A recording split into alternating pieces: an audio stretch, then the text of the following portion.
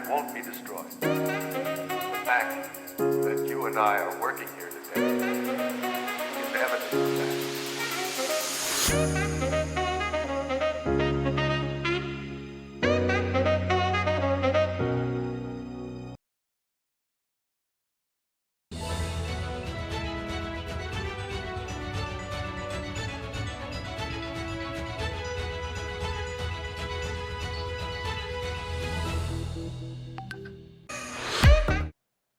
Muy buenos días, soy Malú Martínez y esto es Pulso Viral, la noticia contigo. Quédate con nosotros porque tenemos bastante información y clara, directa y sin rodeos, porque la noticia no solo se cuenta, se vive contigo. ¿Comenzamos?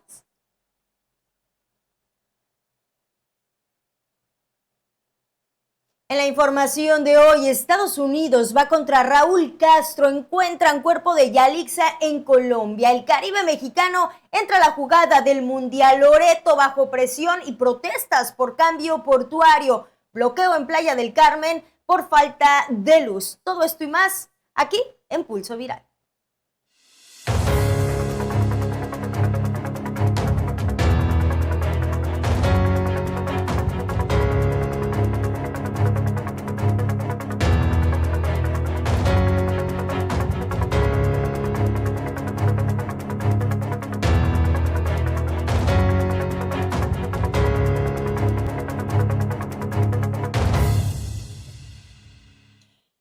Arrancamos con la información y nos vamos a temas internacionales. Fíjate, 30 años después, Estados Unidos acaba de acusar formalmente a Raúl Castro de asesinato. 30 años después. Esto pues sucedió justamente durante esta semana. Te estoy hablando del expresidente de Cuba y esto no es cualquier movimiento diplomático. Estamos hablando de un caso que revive uno de los episodios más tensos entre Washington y La Habana desde la Guerra Fría.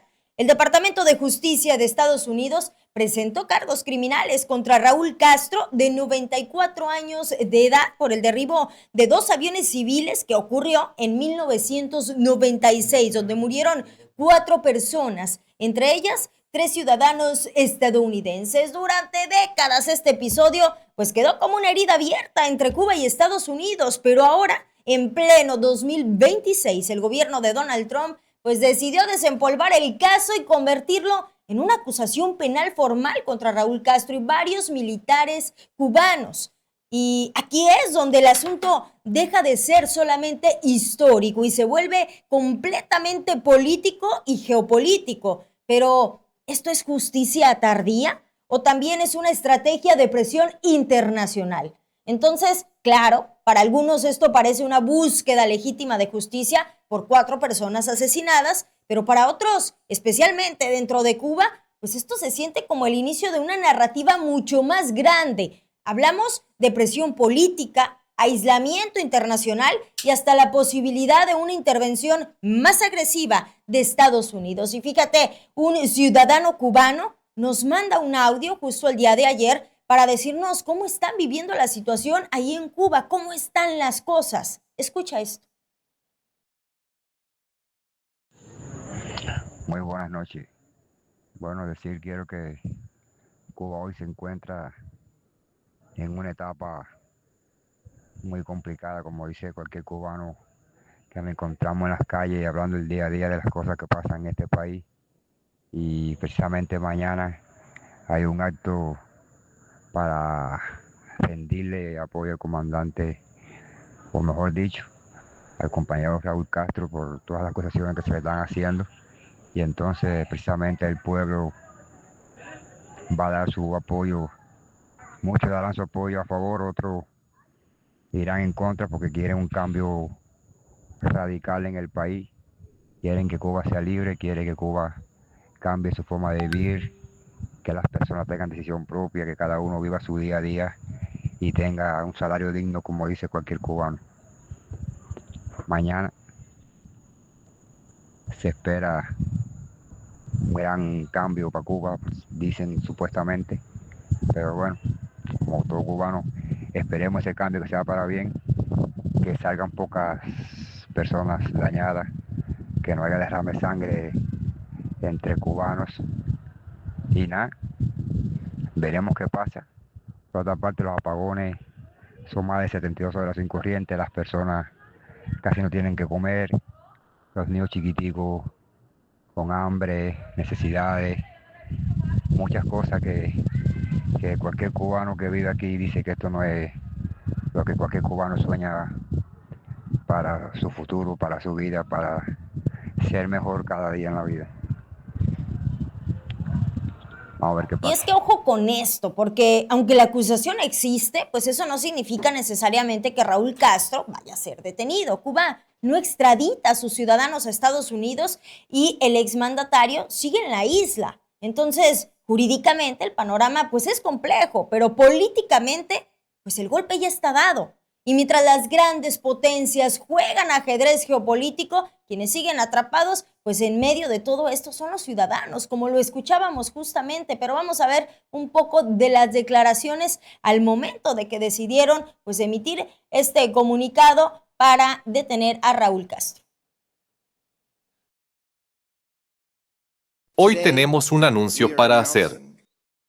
Anunciamos que se ha hecho una acusación formal contra Raúl Castro y otras personas por conspirar para asesinar a ciudadanos estadounidenses. El señor Castro y otros también enfrentan cargos adicionales, incluida la destrucción de aeronaves y 4 cargos individuales de homicidio. Las víctimas de estos actos eran civiles que no iban armados y que realizaban misiones humanitarias para rescatar y proteger a personas que huían de la opresión a través del estrecho de Florida.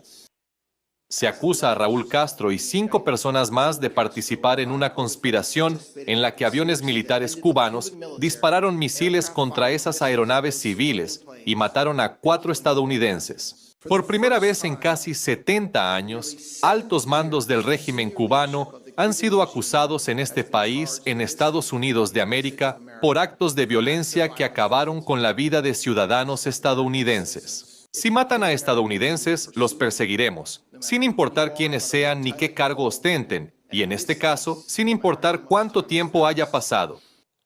Y quizá la pregunta más incómoda no es si Raúl Castro será juzgado o no, sino cuántas décadas más tendrá que vivir el pueblo cubano en medio de una pelea histórica que de verdad parece pues que nunca va a terminar.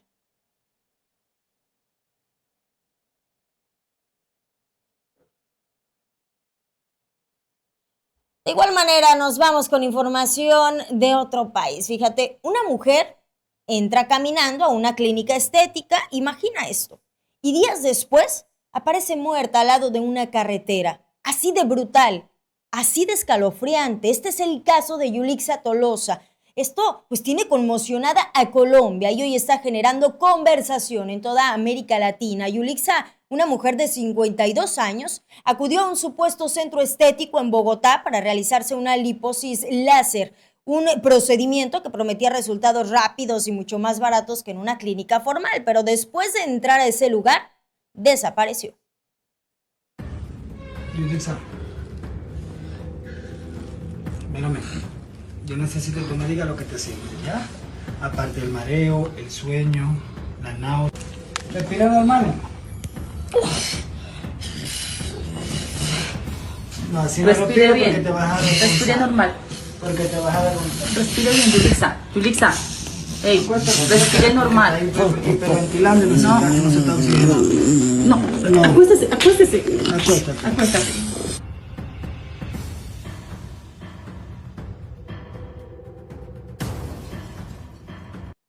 Y es que este video que viste, pues es justamente, empezó a difundirse después de que se dio su desaparición. Durante 6 días su familia no supo nada de ella y las imágenes de cámaras de seguridad pues también comenzaron a hacer todavía más perturbador el caso. Se observa cómo 2 hombres la sacan prácticamente arrastrando del lugar y la suben a un vehículo. Días después, su cuerpo fue encontrado en una carretera del municipio de Apulo, a más de 100 kilómetros de Bogotá. Las investigaciones apuntan a que el sitio donde se realizó el procedimiento, conocido como Beauty Laser, pues operaba sin permisos sanitarios y también sin autorización médica. Incluso hay reportes de que quien habría realizado la cirugía, pues ni siquiera era cirujano plástico certificado.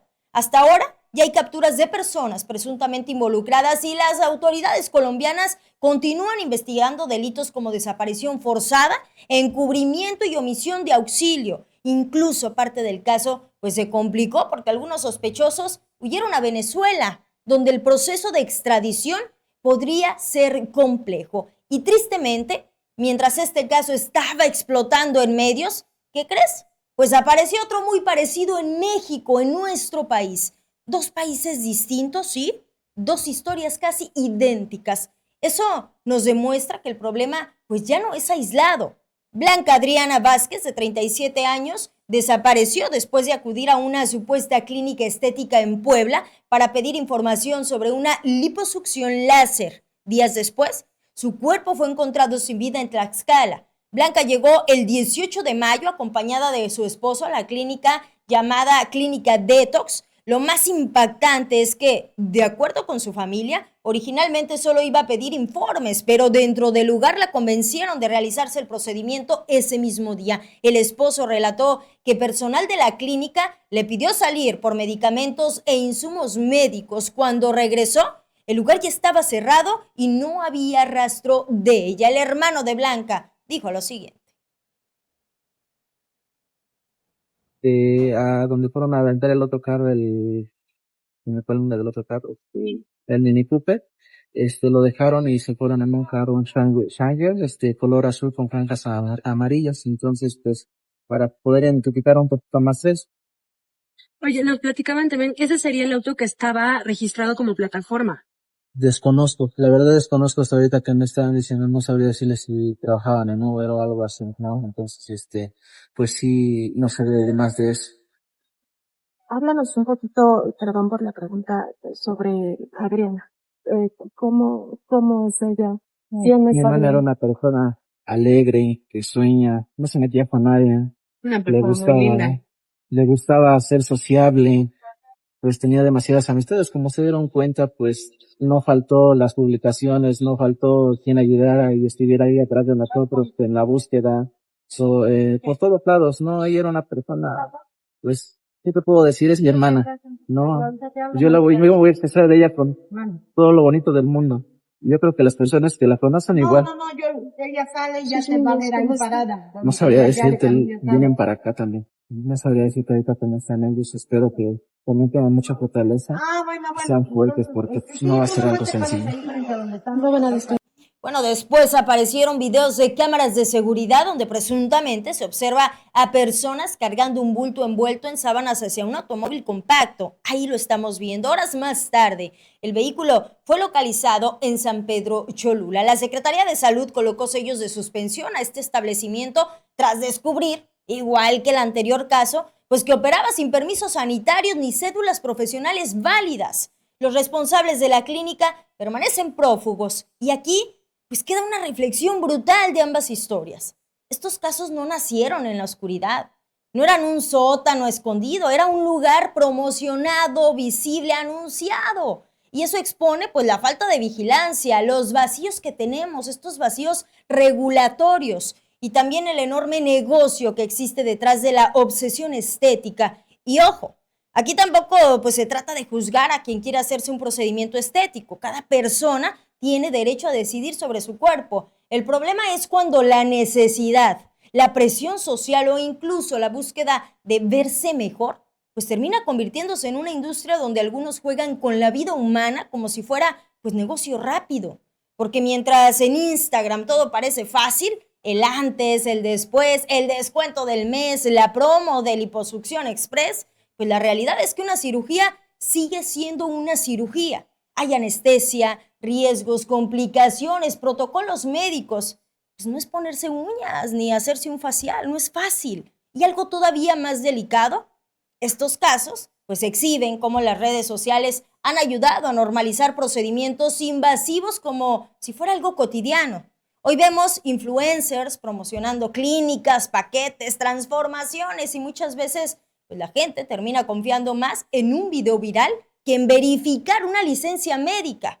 Porque aquí no solamente falló una clínica, escuchen esto, falló el sistema de vigilancia, falló la regulación, Falló la facilidad con la que cualquiera puede aparentar ser especialista en redes sociales. Y también falló una cultura que muchas veces pues empuja a la gente a sentirse insuficiente físicamente. El caso de Yulixa y de Blanca pues no deberían quedarse solamente como una noticia impactante de unos días, porque cuando una mujer entra a un lugar buscando sentirse mejor y termina apareciendo muerta en una carretera, ya no estamos hablando de estética, estamos hablando de vida, de responsabilidad y de un problema que claramente pues sigue fuera de control.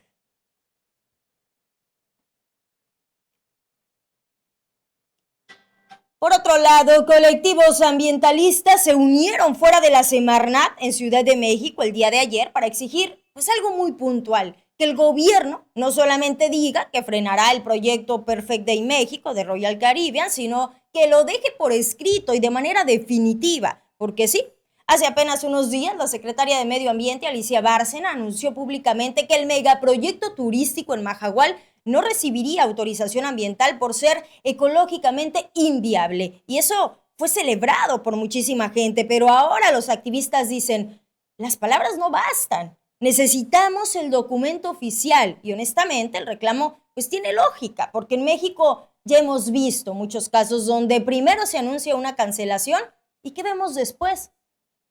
Meses más tarde el proyecto revive con modificaciones, amparos, incluso nuevas negociaciones. Electorales pueden cambiar una elección federal o local. A esto es a lo que le tuvieron miedo, 4.8 millones de firmas que pueden ser votos. ¡Ojo! Y listo, mi Luis, ¿qué más?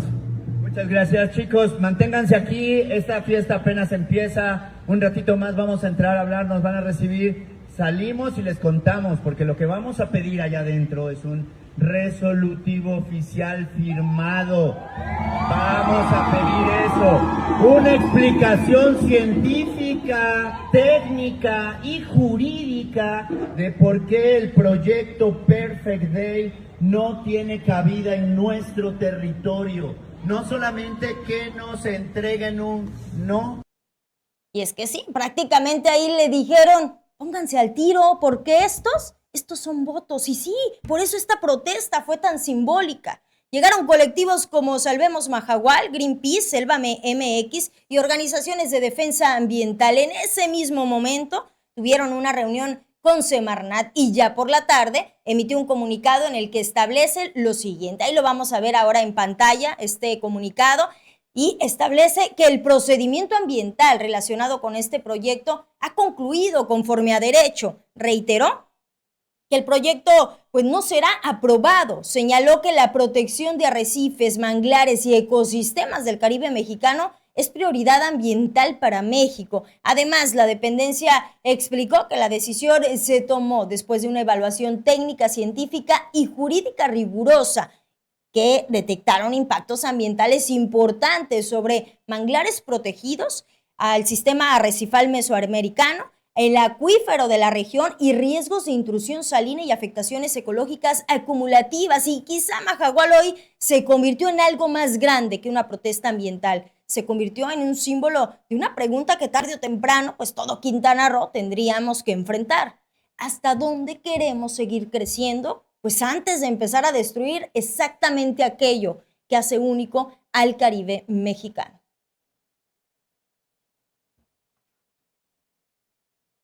Pero donde sigue la lucha es en Loreto, Baja California Sur, porque podría estar a punto de cambiar para siempre y no precisamente para bien. Y es que el pasado 10 de abril se publicó en el Diario Oficial de la Federación un decreto que reclasifica a Loreto como puerto de altura. Dirás, ¿qué significa esto? Pues bueno, ahora el puerto puede recibir embarcaciones internacionales de gran tamaño, es decir, megacruceros y barcos comerciales de carga. Según las autoridades federales, pues esta decisión busca atraer inversiones, fortalecer la infraestructura y diversificar la economía local. Pero espérate, porque en Loreto muchísima gente no se lo creyó así. Habitantes, prestadores turísticos, pescadores y más de 40 organizaciones ambientales, pues ya comenzaron protestas y campañas digitales bajo una consigna muy clara. Loreto no es puerto de altura, porque la economía de Loreto pues depende justamente de conservar el ecosistema, no de saturarlo. Aproximadamente el 80% de los habitantes vive del turismo ecológico, pero claro, nadie puede negar que los cruceros dejan derrama económica, pero también existe muchísima evidencia de que el turismo masivo puede colapsar ecosistemas extremadamente sensibles como este caso. Pero aquí viene otra parte que hizo explotar todavía más la molestia social. Muchos habitantes denuncian que esta decisión se tomó sin consulta ciudadana. ¡Qué raro! Sin estudios ambientales públicos claros y sin presentar evaluaciones completas sobre el impacto que tendría en un área natural protegida y además Patrimonio Mundial de la UNESCO. El gobernador de Baja California Sur, Víctor Castro, terminó respaldando públicamente a la comunidad y confirmó que ya solicitó formalmente a la presidenta Claudia Sheinbaum la abrogación de este decreto. Y ojo aquí, tampoco se trata de estar contra el desarrollo o contra la inversión. La discusión real aquí es otra. ¿Qué tipo de desarrollo queremos? ¿Uno que deje dinero rápido pero desgaste ecosistemas únicos? ¿O uno que proteja el patrimonio natural y permita además crecimiento sustentable a largo plazo? ¿Afecta o no los cruceros al parque? ¿Sí o no? ¿Nomás sí o no? No está evaluado el impacto.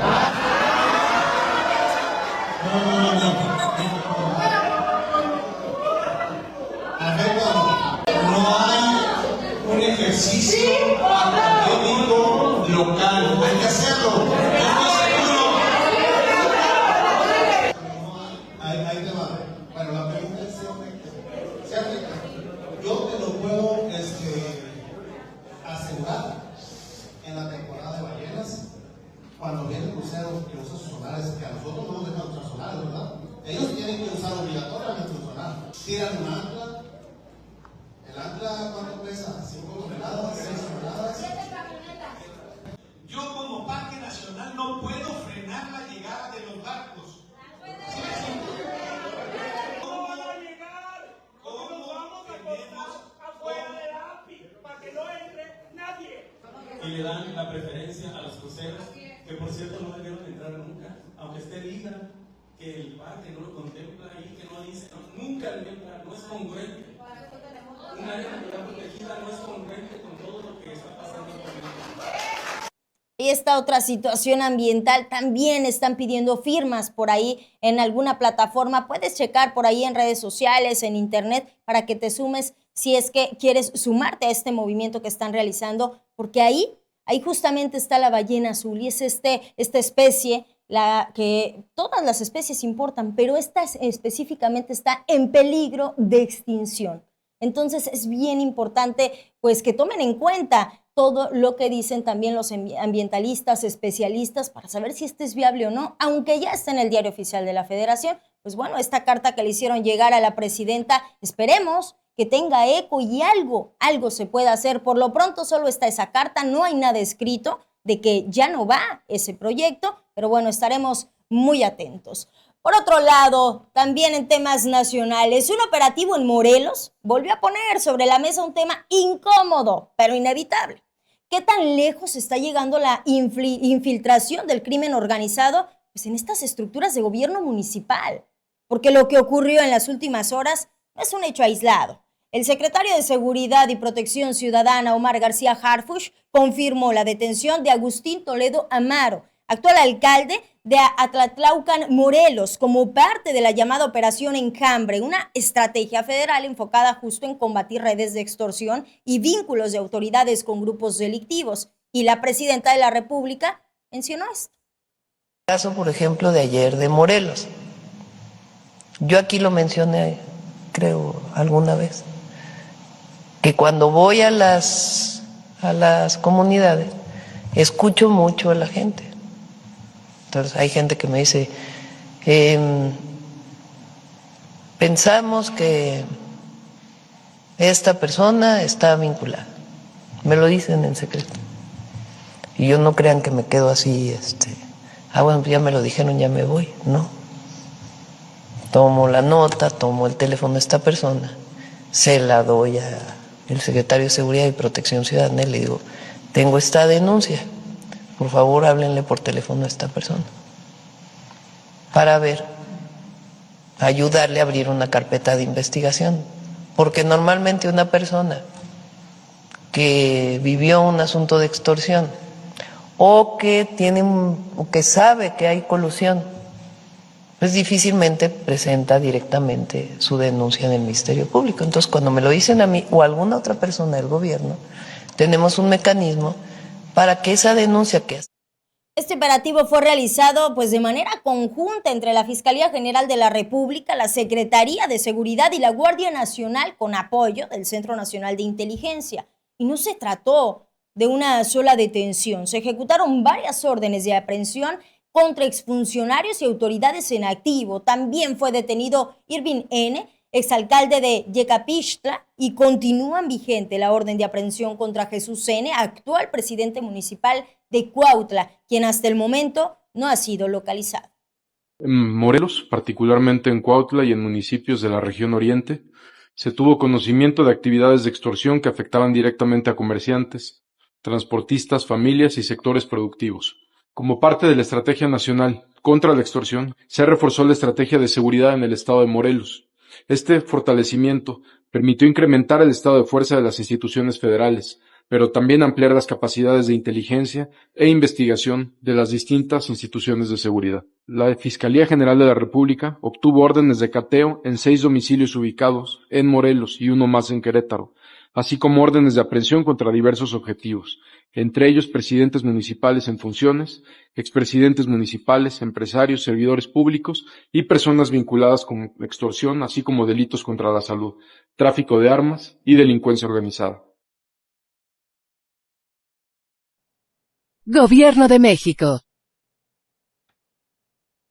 Y aquí justo es donde se vuelve el caso más delicado, porque de acuerdo con investigaciones federales, estas acciones forman parte de una estrategia más amplia contra redes de extorsión que operan en la región oriente de Morelos, una zona donde distintos grupos delictivos han incrementado su presencia en los últimos años, especialmente en actividades como cobro de piso, amenazas y control de mercados locales. Pero el impacto político y social ya está sobre la mesa, porque estos municipios no son menores dentro del mapa de Morelos, son zonas con actividad económica, movilidad constante y una fuerte presión social por la inseguridad. El propio Omar García Harfuch ha reiterado que estas acciones continuarán y que el objetivo pues, es desarticular estructuras completas, no solo detener a personas individuales.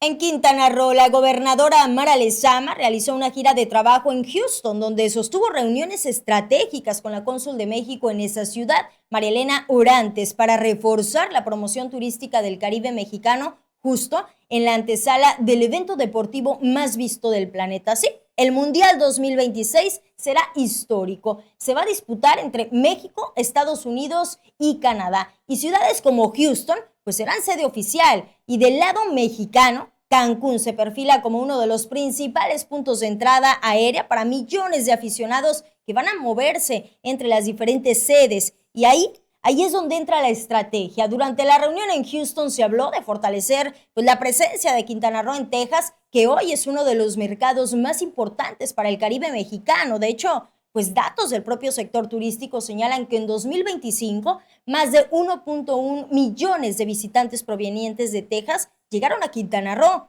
Y bueno, la estrategia apunta a algo muy claro: aprovechar la cercanía, la conectividad aérea y el impacto del Mundial para que más visitantes que viajen a Estados Unidos pues también terminen conociendo el Caribe mexicano. La cónsul María Elena Orantes destacó además algo clave: más de 2.2 millones de mexicanas y mexicanos viven en Texas y muchos de ellos pues mantienen a Cancún y al Caribe mexicano como una de sus principales referencias de México en el extranjero. Ahora, pues si lo ponemos en perspectiva, lo que está ocurriendo es una especie de pretemporada mundialista, así le vamos a llamar, donde los destinos turísticos ya están moviéndose como si el torneo pues ya hubiera comenzado, porque al final cuando el balón empiece a rodar, no solo se va a hablar de goles y selecciones, también se va a hablar de quién supo convertir este evento pues en oportunidades reales.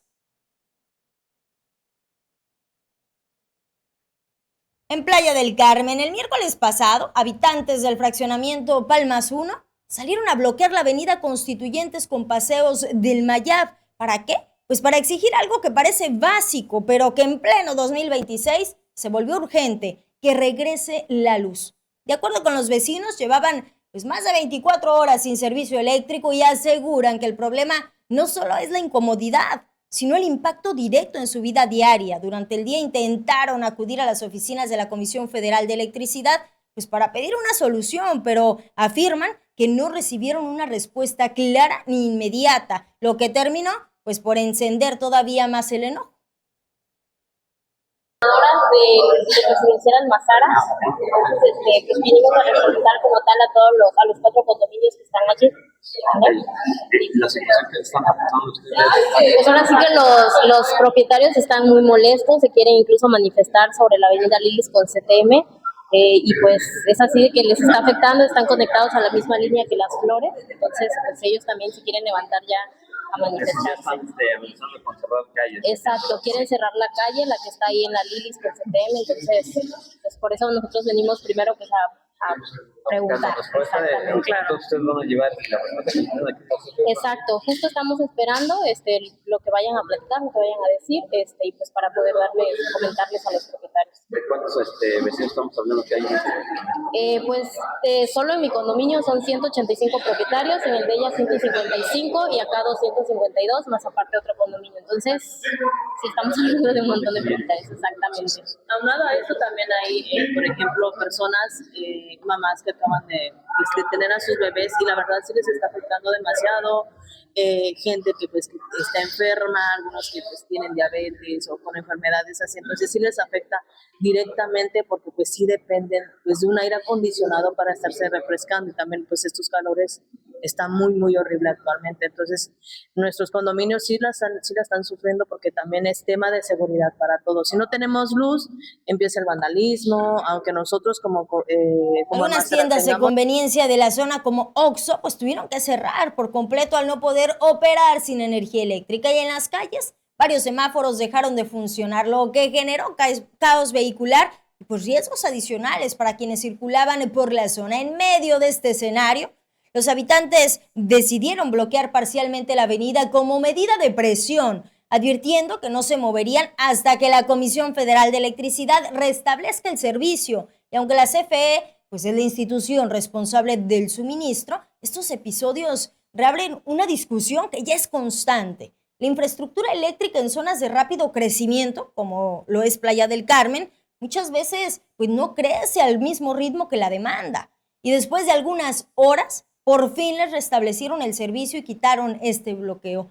Basta con algo tan cotidiano como un apagón prolongado para recordarnos que los servicios básicos no son opcionales, son la base de todo lo demás, y estamos hablando de que eso conlleva seguridad, economía y calidad de vida, porque cuando una ciudad pues crece rápido, pero los servicios no crecen al mismo ritmo, el resultado, como lo vimos ahí, se nota en la calle.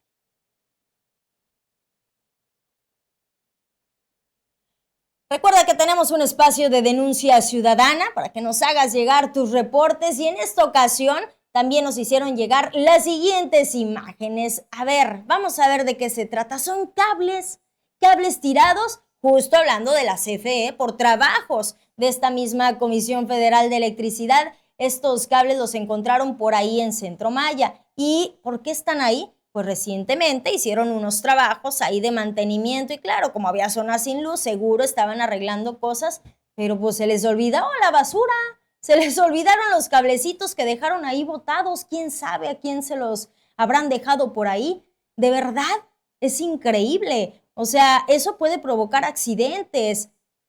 Aunque a lo mejor ya no estén conectados, provoca accidentes. No se ve bien que dejen eso ahí. ¿Dónde está la responsabilidad de la Comisión Federal de Electricidad? Además, hay que decirlo, ¿quién se encarga de supervisar que CFE pues haga los trabajos y aparte pues ver que pues no deje su basura ahí? No sé si sea por ahí obras públicas, servicios públicos, aunque les corresponde a ellos mismos pues retirarlo. Pero bueno, ya viendo la situación, igual ahí hacemos un llamado a tanto a la comisión servicios públicos, obras públicas, para ver esto, porque hasta el día de hoy siguen ahí estos cables tirados. Ahí está la denuncia ciudadana, están por Centro Maya, por ahí vamos a mandarles bien la ubicación para que puedan atenderse este reporte. Gracias por la confianza en este espacio de noticias para enviarnos todos sus reportes ciudadanos. Gracias por acompañarnos. Recuerda que lunes, miércoles y viernes, en punto de las 8 a.m., tenemos una cita